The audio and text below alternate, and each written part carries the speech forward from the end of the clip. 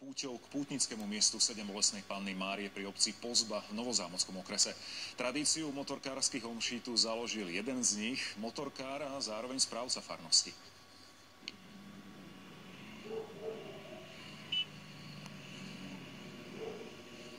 Až 500 motorkárov z celého Slovenska dnes odparkovalo na 2 hodiny motorky pri pramení Studnička v Pozbianskom lese. Ja som dušoviteľom motorkára. Spravujem toto putnické miesto. Chcel by som poprosiť aj pánu Máriu a zvlášť trojdinou Boha, aby každého motorkára chránila a sprevádzala na tých 2 kolesách. Omšu, ktorá otvorila motorkársku sezónu, celebroval bývalý motorkár, nitriansky biskup Viliam Judák.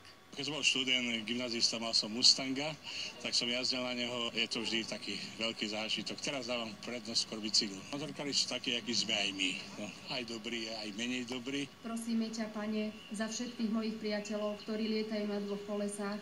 Nech im ich krídla vydržia a oni sa dostanú v poriadku domov. Vždy, keď sa dáme na tú motorku, tak určite vždy urobíme si krížik, prežehnáme sa a naozaj tá Matka Božia je teda vždy s nami. Aby nešťastie motorkárov obchádzalo pred prvou tohtoročnou spanilou jazdou po regióne, im Janko Gondek silné stroje požehnal. Chodíme si vysvetiť motorky, dúfam, že sa to všetko dopadne aj šťastne.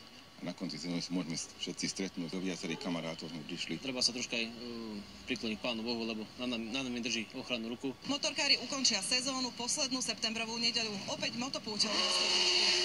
Leona Kočkovičová, Fučíková, RTVS.